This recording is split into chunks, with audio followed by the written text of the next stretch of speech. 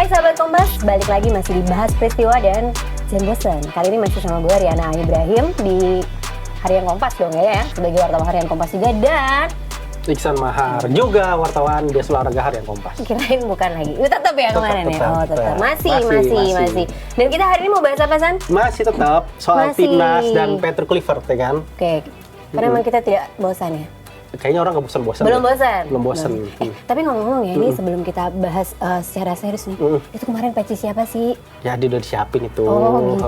Jadi ada mbak-mbak tuh pakai kerudung. Dia kebetulan duduknya depan gue pas konver. Jadi sehingga gue dikasih sisi kiri itu, yang seharusnya di set juga buat kasih nanya juga.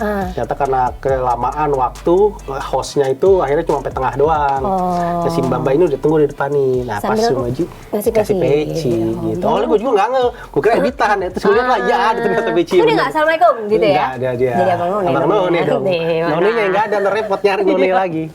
Bener. Tapi ini ngomong-ngomong nih ya, selain masalah peci tadi yang sebenarnya agak kegedean ya, itu agak. Tapi kehadiran Kluivert ini dengan tim baru ini nggak akan membuat tim kita jadi kedodoran dong ya. Kalau tadi peci kedodoran, ini nggak bakal kedodoran dong ya? Semoga enggak. Dan harusnya enggak gitu kan. Karena dia kan datang juga dengan ekspektasi tinggi.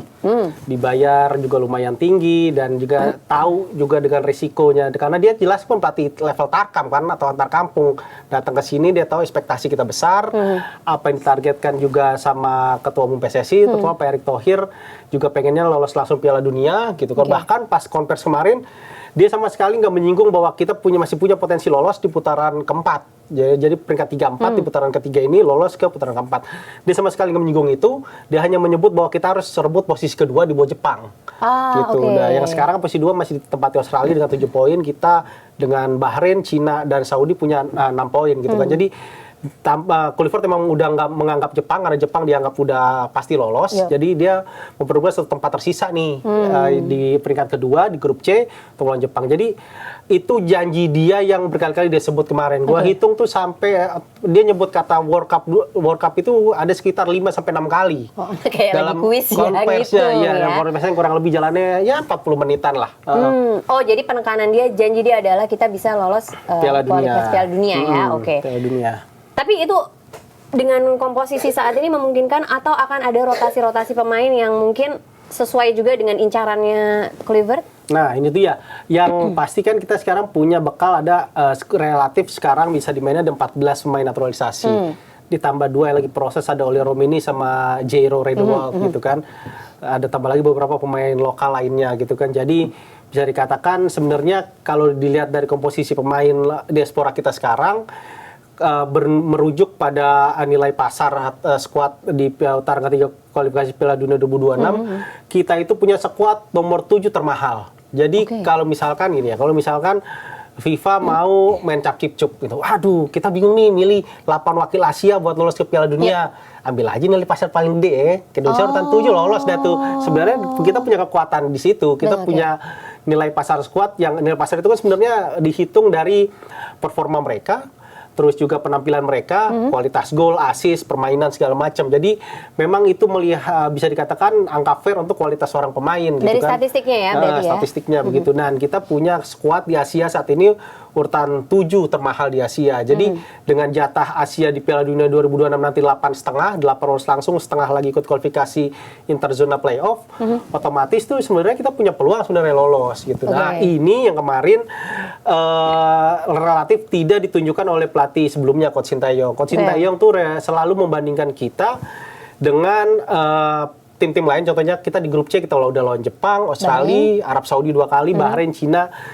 Coach Shin tuh hampir dalam semua konversi, mau itu post conference atau pra conference, itu dia selalu bilang bahwa kita tim di bawah peringkat mereka. Jadi kita selalu dibandingkan kita di bawah. selalu inferior lah ya ceritanya ya gitu. Jadi ada diksi-diksi inferior itu. Padahal kalau dari sisi nilai pasar sebenarnya kita paling kuat. Kita di grup C itu cuma kalah sama Jepang dan Saudi. Saudi ya? Jepang dan Australia, betul. Jepang dan Australia gitu. Bahkan kita lebih kuat dari Saudi di situ jadinya.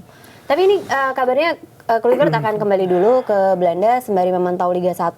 Nah, ini apakah kemudian ya itu tadi bakal ada perombakan skuad atau melihat dengan tadi nilai pasarnya ternyata tinggi, akhirnya kemudian ya udah pakai yang udah ready aja atau seperti apa Nah sebenarnya? ya, di luar janji Piala Dunia kan kita juga harus melihat juga komitmen Patrick. Nah, yang pertama dia janji, jadi kayak politisi juga sebenarnya kemarin ya, ada Oke, janji-janji juga sebenarnya janji-janji dia. ya. Tapi dia untung nggak kampanye ya. Nah, nggak kampanye, ya, karena udah dipilih kan pelatih. Iya, bener Gitu. juga. Kalau di kemarin belum dipilih mungkin dia campaign juga tuh. Campaign pakai mukanya pakai peci di mana-mana ya. Iya, betul. Ah, Coblos. Terus yang pertama itu di luar misi besar Piala Dunia, pertama dia soal kita akan fokus janji juga untuk peduli sama pemain Liga 1. Jadi pemain Liga 1 nggak akan ditepikan lah, akan tetap dipanggil. Gitu. Yang kedua itu soal akan main lebih menyerang, gitu kan. Terus yang ketiga akan lebih fair untuk memilih pemain, terutama pemain yang menit bermainnya dikit di klub itu akan punya peluang lebih kecil dibanding pemain yang relatif rutin main di klub. Gitu. Tapi gue dari 3 janji ini gue agak pesimis nih, ini komitmen ini bakal dijalani. Kenapa? Setidaknya di bulan Maret nanti. Yang pertama soal misalnya kita soal klub Liga 1. Berarti kalau misalnya hitung-hitungannya ada 14 ditambah 6 atau lah mungkin 13 pemain misalkan atau 12 tambah 2 pemain lagi ada 14. Itu kurang lebih masih ada jatah 12 pemain lagi lokal yang dipanggil, karena kan satu skuad dalam kualifikasi game itu kan ada 26 pemain.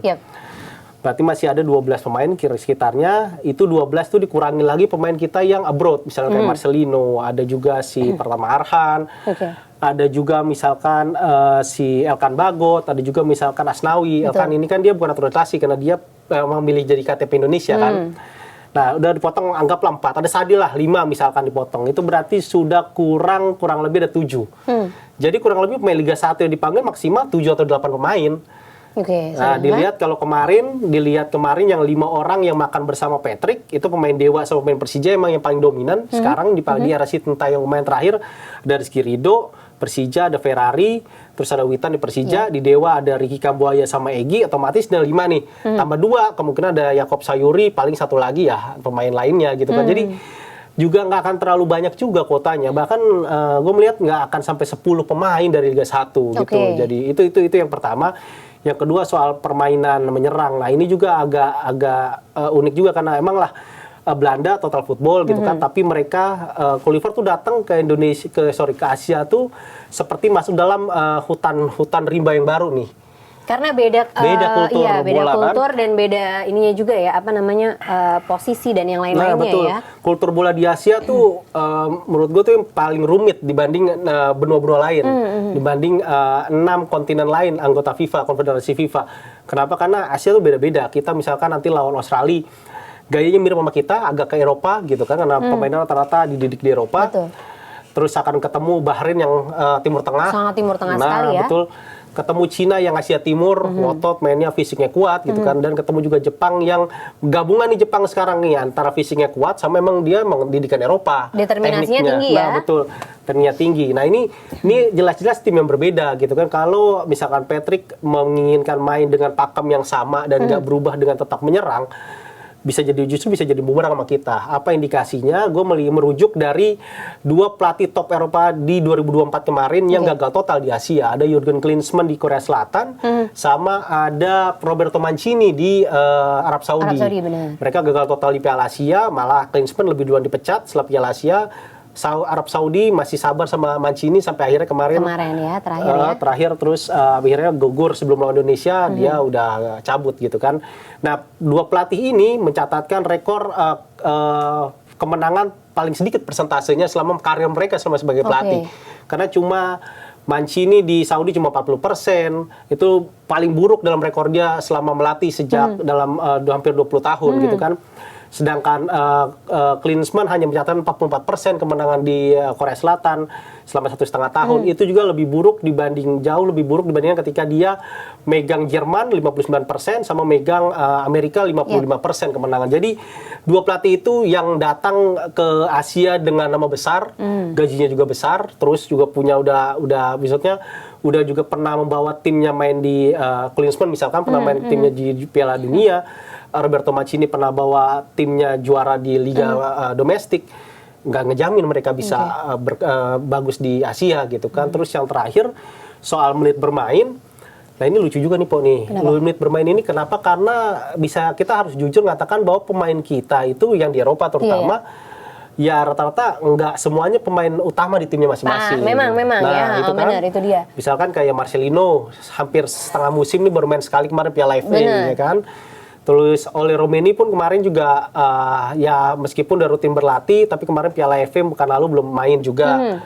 Meskipun ada kans juga nanti dia bisa bermain. Terus juga ada Eliano Reinders yang baru bisa rutin lagi dalam setelah libur Natal tahun baru baru main rutin lagi.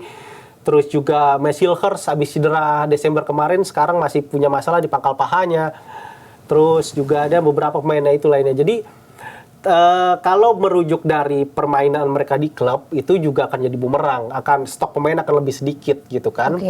Nah, emang paling fair ya udah pemain mereka udah pengalaman ngelatih. Dulu gue ingat tuh 2015 mendiang pelatih timnas tuh Alfred Riedel dari Austria, dia tuh bahkan memanggil pemain sekelas kayak Irfan Bahdim dulu pas masih main di Jepang di Sapporo. Dia terus gue tanya, coach ini kenapa lebih milih si Bahdim kan dia penyerang sayap dibanding dulu yang lagi bagus tuh Persebaya ada Andik. Dibanding Andik misalkan rutin dia main. Terus Alfred Riedel bilang dia berlatih di sana udah setara main rutin di sini. Jadi levelnya tuh udah beda kan. Oh, walaupun hanya latihan aja tapi setara sama bermain di liga lokal. Liga Indonesia misalkan gitu. Jadi itulah jadi seperti itu. Jadi mungkin pertimbangan seperti itu. Nah, itulah jadi nanti tugasnya Patrick justru lah dia mengambil pemain yang relatif menit bermainnya kurang. Menit bermain itu akan mempengaruhi ke match fitness-nya mereka kan. Nah, itu tugasnya dia nanti akan ngedrill nih dengan punya pelatih fisik baru sekarang yang notabene pelatih fisiknya dia udah kenal lama karena bantu dia di Curacao, bantu dia di tim Turki ada Demirspor. Nah, ini tim pelatih fisik ini nanti yang akan kerja keras untuk ngedrill pemain yang match fitness-nya kurang.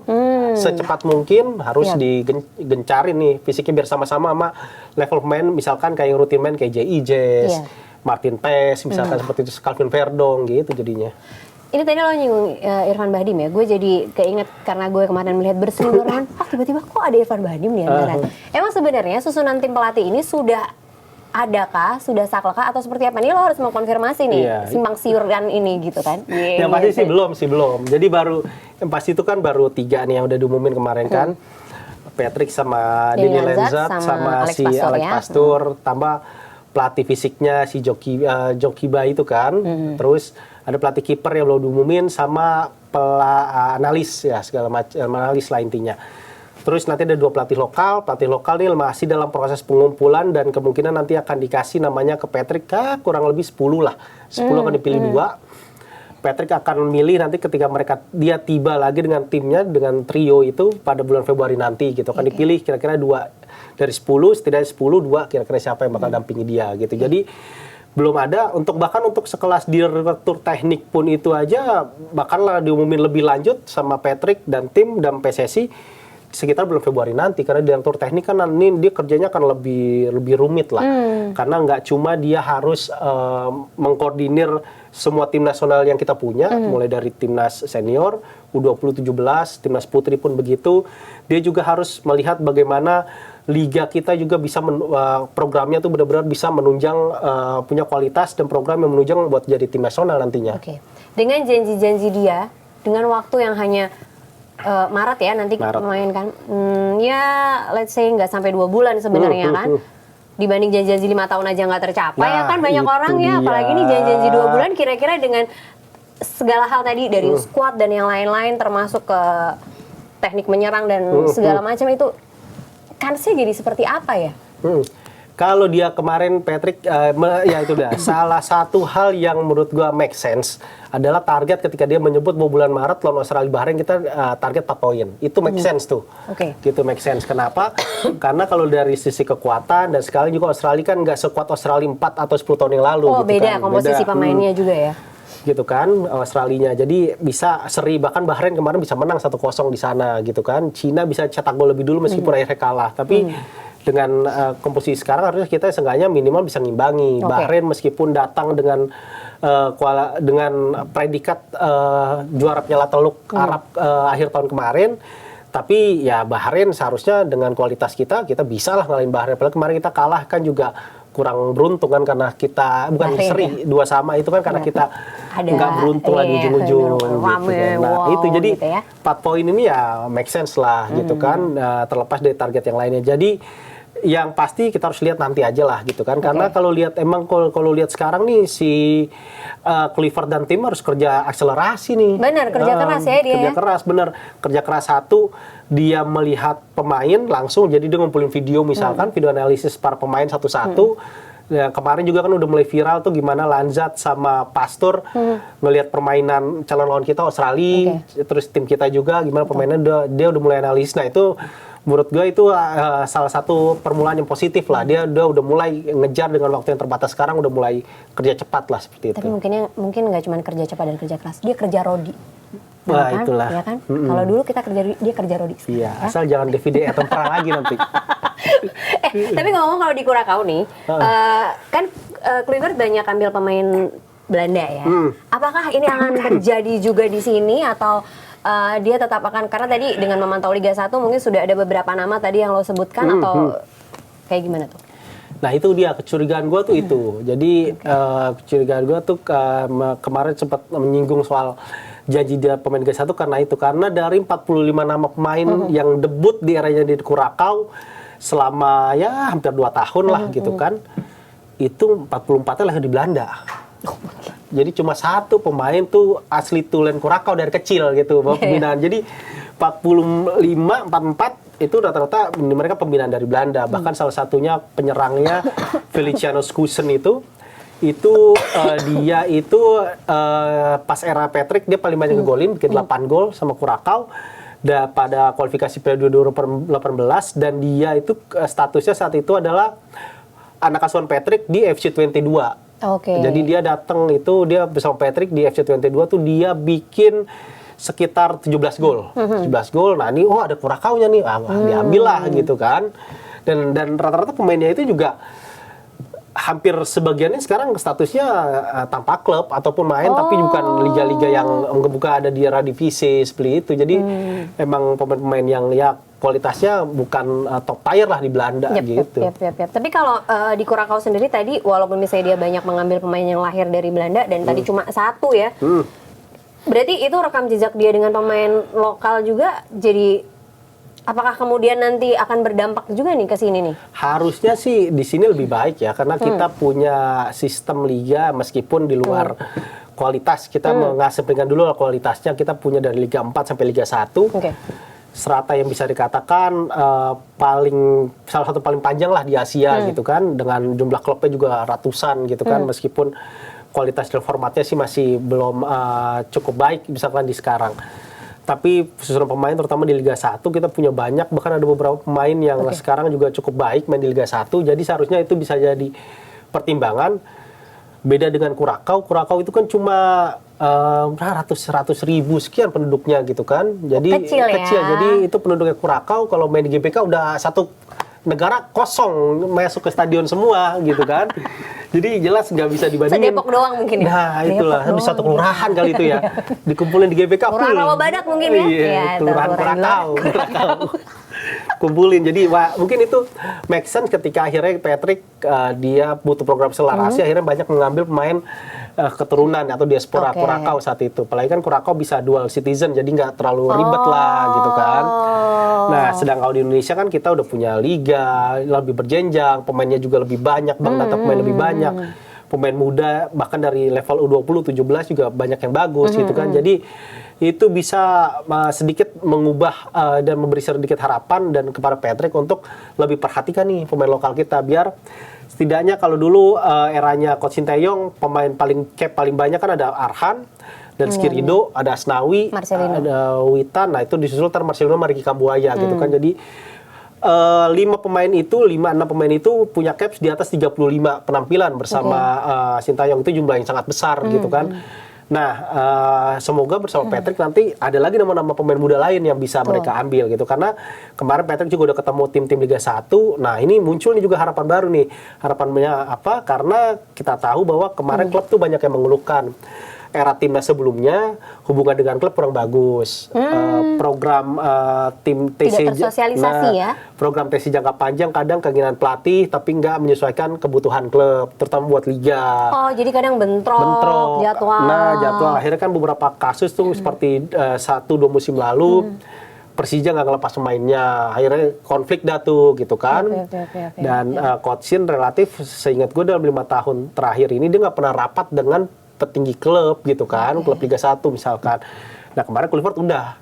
Oh udah ketemu ya, dan tadi duduk bareng tadi itu ya, dan kemarin hari Senin malam ya? itu gitu kan dengan pemain, habis itu dengan owner klub gitu kan. Nah ini langkah yang positif dan semoga aja itu akan semakin baik, terutama kalau gue dengar dari pelatih-pelatih lokal, terutama pelatih-pelatih inilah, pelatih-pelatih SSB, nggak cuma di Jakarta, di Surabaya, yang tim-tim Persebaya Junior dan lain-lainnya, itu memang ada harapannya mereka biar talent scouting timnas ini lebih banyak gitu kan, nggak cuma timnas ngehimpun data, tapi pemain timnas juga sebar talent scouting ke kota-kota kecil gitu kan, untuk lihat langsung pemain, nggak cuma nungguin ngelihat list, yang mana yang oke ini baru dilihat gitu. Nah ini pengennya berharapannya timnas datang ngimpunin nama, abis itu mana yang paling bagus, nah itu dicoba dipanggil buat di timnas. Karena bisa jadi yang nggak masuk list ternyata performanya ternyata cukup mumpuni ya, kita kadang-kadang nggak tahu juga kan. Kalau ini kan beberapa misalkan kayak kemarin U17 terlepas kita punya Liga Kompas 14 misalkan. Ada beberapa pemain yang sebenarnya layak masuk gitu kan, tapi karena seleksinya dilakukan 1 hari dan mereka langsung dimainkan game dalam 1 hari itu jelas tidak ideal buat beberapa pemain, karena ya untung satu waktu kadang ada pemain yang emang bisa langsung adaptasi bagus gitu kan, tapi ada juga yang perlu waktu gitu. Nah ini yang beberapa pemain kemarin sempat menyayangkan itu, dan akhirnya pasar ya udahlah, kalau nggak rezeki ya udah nggak apa-apa, padahal mereka cukup baik kalau main di kompetisi yang rutin gitu kan, dan konsisten mainnya dalam satu kompetisi penuh. Benar. Tapi kalau di luar sendiri, atau mungkin pengalaman dari Kluivert sendiri saat di Curaçao, apakah penyeleksian pemain juga dalam waktu singkat semacam itu, atau dia diberi waktu yang agak leluasa sebenarnya untuk selama ini sih dia ke Curaçao itu emang dikasih keleluasaan ya untuk memilih pemain, dan Curaçao itu kan dia juga game pertamanya dengan penunjukannya itu kan lumayan ada waktu ya, kurang hampir lebih dari 3 bulan lah sehingga gue saat itu. Nah jadi dia punya waktu, ya termasuk dia juga punya waktu untuk mencari diaspora Curaçao yang ada di Belanda saat itu gitu kan. Jadi makanya terkumpul banyak, itu ada sampai 45 pemain dikasih caps perdana main debut di timnas Curaçao, yang relatif padahal dia di Curaçao kan paling cuma 1 tahun lah kurang lebih kan gitu kan. Nah ngomongin diaspora Curaçao, sekarang di Indonesia sendiri, selain yang udah ada dan yang sudah bermain, masih ada lagi nggak diaspora top tier lah, yang tier A gitu, yang masih berpotensi untuk masuk ke dalam tim ini?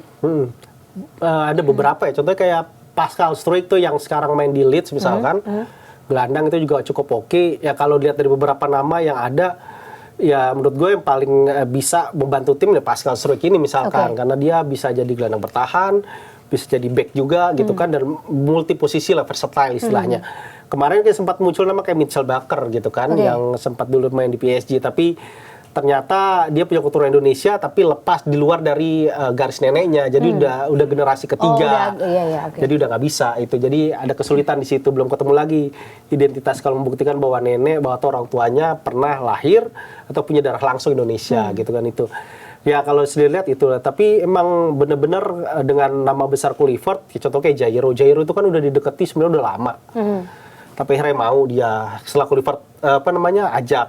Ada juga kipernya Como misalkan Emil Audero gitu kan, itu juga udah lama diincar. Dia kan justru kalau Emil bapaknya orang NTB dan dia lahir di NTB juga gitu kan. Jadi punya peluang lah itu. Jadi bisa lah dibujuk sama Kluivert nantinya.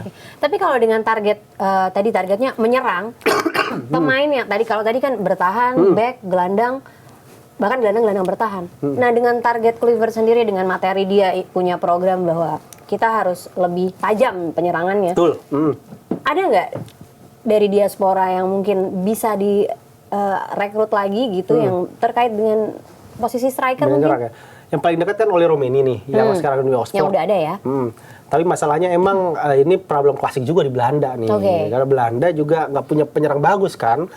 Ya kan, sekarang cuma Wout Weghorst doang, paling kan Memphis Depay misalkan gitu kan.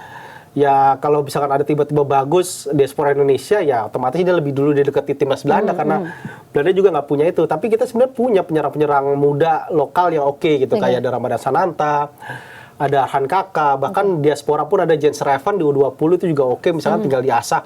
Dan Kluivert punya rekam jejak bagus untuk mengasah striker-striker gitu kan, penyerang.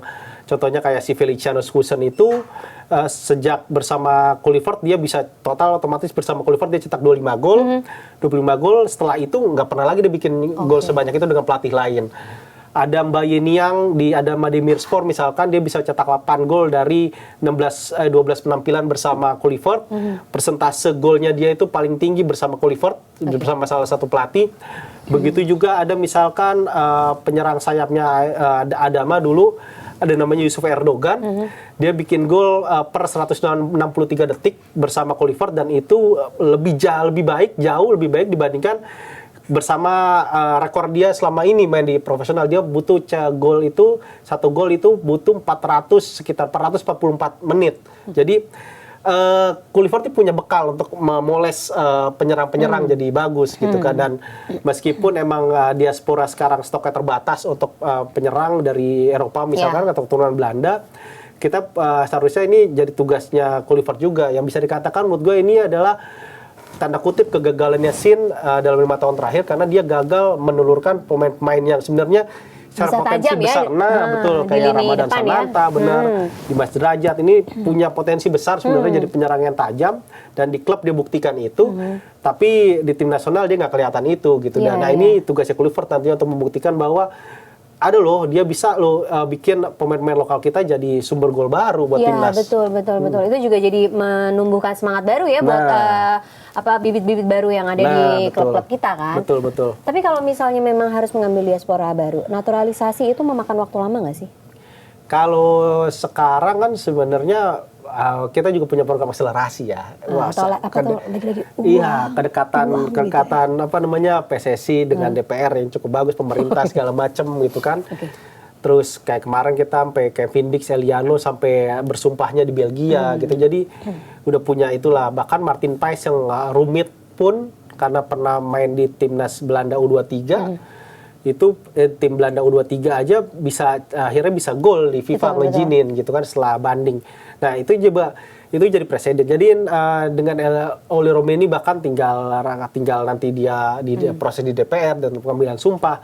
Jero mungkin bahkan kalau bisa cepat nih Februari udah kelar mungkin ya, meskipun prosesnya baru mulai sekitar akhir Desember kemarin gitu kan. Jadi emang nggak ada masalah sih sekarang naturalisasi ini. Di era sekarang ya, di era yang dulu kan sulit. Benar. Dan itu ya, uang berbicara juga ya sebenarnya. Iya. Walaupun jangan sampai mengambil uang zakat ya. Lain itu yang lain. Itu lain. Tapi ini terakhir, ngomong-ngomong kita habis ngumpulin KPI, Kluivert juga KPI-nya selain Piala Dunia apa nih? Dalam kontrak beberapa tahun ini? Yang jelas Piala Dunia sama dia bawa kita main setidaknya kemarin 16 besar, sekarang mungkin 8 besar ya untuk Piala Asia 2027 gitu. Semoga aja lancar gitu ya. Karena di Curacao itu kan dia persentase kemenangan cuma 37%.